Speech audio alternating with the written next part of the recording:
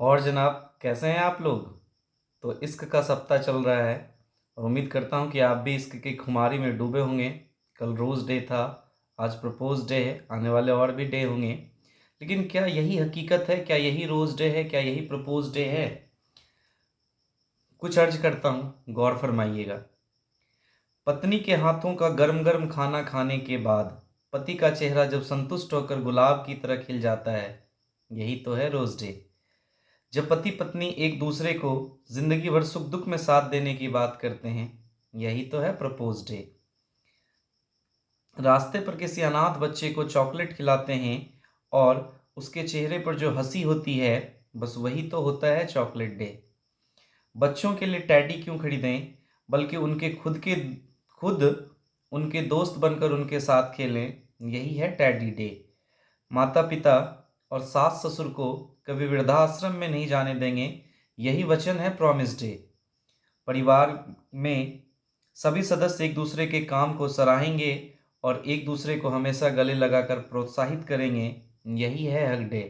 और बाकी दिन अन्य दिन की तरह है, जिसे आप वैलेंटाइन डे भी कह सकते हैं, कि अगर इतना दिन आप अगर इस तरह से मनाते हैं तो हर दिन आपका वैलेंटाइन डे है। तो वैलेंटाइन डे में कई अलग अलग तरह की चीज़ें होती है। तो एक कहानी सुनाना चाहता हूँ। कहते हैं हम लड़के बिल्कुल वैसे नहीं होते जैसा कि सिनेमा में दिखाया जाता है। बॉलीवुड टाइप के तो बिल्कुल नहीं होते, और ना ही वैसे होते हैं जैसा कि आपके नारीवाद सोसाइटी ने हमें साबित किया है। हर लड़के के अंदर एक औरत छिपी होती है। किसी भी लड़के का चेहरा उठा लो, किसी भी लड़के का, चलो कोई लड़का नहीं दिख रहा है तो आईने के सामने जाकर चेहरा देखो। अब जो चेहरा दिख रहा है, हाँ हाँ, वही वही वही जो आपका चेहरा है, अब जो चेहरा दिख रहा है ना, उसे ही उठा लो। उस आईने में दिख रहे चेहरे से पूछो, अरे लड़के, क्या तेरे अंदर भी औरतों वाली ममता है? क्या तेरे अंदर फीलिंग नहीं है? क्या तू रोना नहीं चाहता है? क्या तू सजना नहीं चाहता है? क्या तू नहीं चाहता है कि महंगे कपड़े पहनकर सवरना? तुम्हें पता है, यहाँ तुमको घंटा भी जवाब नहीं मिलेगा। जानते हो क्यों? क्योंकि हम लड़के खुद से बात करना बहुत पहले ही भूल जाते हैं। हमारी जवाबदेही, हमारी जिम्मेदारियाँ हमें ममता दिखाने से पहले हमारे सो कॉल्ड सोसाइटी की वह बात याद दिला देती है, जिस बात के अंतर्गत हम लड़के स्ट्रांग होते हैं। हमें रोने से पहले बाप की वो नसीहत याद आती है, दिला दी जाती है। अरे वही नसीहत जो आपके बाप ने आपके बाप को उस समय समझाया था, जब आपके बाप निक्कड़ में पेशाब किया करते थे। उस समय अ, बाप ने आपके बाप को यह समझाया होगा कि बेटा, तुम लड़के हो और मर्दों को रोना नहीं चाहिए।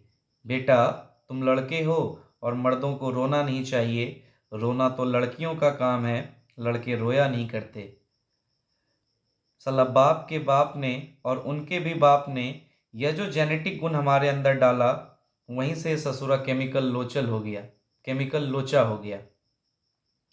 हर लड़के के अंदर एक औरत छिपी होती है, जो समय समय पर अपने चाहने वाले पर प्यार उड़ेलती रहती है। कभी एक बड़े भाई के रूप में अपनी बहनों की शैतानियों को देखकर भी मुस्कुरा लिया करता है, तो कभी बाप के रूप में अपने बच्चों की जिद पूरी करने के लिए ओवर टाइम कर लिया करता है। कभी तुम्हारे प्रेमी के रूप में रोड से ट्रैफिक वाले साइड से तुम्हारा हाथ खींचकर दाईं साइड में खुद ट्रैफिक वाले साइड में हो जाया करता है। तो कभी एक दोस्त के रूप में तुम्हारे लिए पूरी समाज से लड़ने को तैयार हो जाया करता है। सचमुच एक लड़के में औरत छुपी होती है। वह औरत जो बाप के रूप में ऑफिस से घर आने पर खुद पानी पीने से पहले अपनी बीवी से पूछता है कि क्या बच्चों ने खाना खा लिया। वह बाप जो ममता कभी दिखाता तो नहीं है, लेकिन अपने लड़कों के लिए अक्सर रातों में जाकर ओवरटाइम किया करता है। वह बाप अपनी बेटी की शादी के लिए किसी साहूकार के सामने हाथ फैलाकर यह कहता है कि साहब, इस बार पैसा दे दीजिए, इसके बदले भले ही आप मेरा खेत रख लीजिए। सही सुना तुमने। हमें रोने का लाइसेंस नहीं मिला है और ना ही इमोशनल होने का लाइसेंस मिला है। हम लिपट के थोड़ी देर के लिए रो लेना चाहते हैं अपने उस इश्क के लिए, जिस इश्क ने हमें कभी इश्क ही नहीं समझा, या फिर हम उस इश्क के गोद में थोड़ी देर सर रख कर रोना चाहते हैं, जिसको हमने इश्क में माँ का दर्जा दे रखा है। हम एक बार तो सही अपने बहन से ज़रूर यह बताना चाहते हैं कि हम उससे बहुत प्यार करते हैं। एक बार अपनी माँ को भी गले लगाकर बोलना चाहते हैं, मायरे, परदेस तो जा रहे हैं, लेकिन तुझसे दूर जाने का मन नहीं है। हम अपने बचपन वाले क्रिकेट के बल्ले को देखकर अपनी ऑफिस की टाई बांध लिया करते हैं और यह सोचकर कहानियाँ लिख लिया करते हैं, या फिर याद कर लिया करते हैं कि शायद किसी कहानियों में ही सही हम थोड़ी देर रो तो सकते हैं। मेरी औकात तो नहीं, लेकिन मैं तेरे जैसे दिखने वाले आईने के हर उस चेहरे के लड़के की तरफ से दुनिया की हर लड़की को प्रपोज करता हूँ।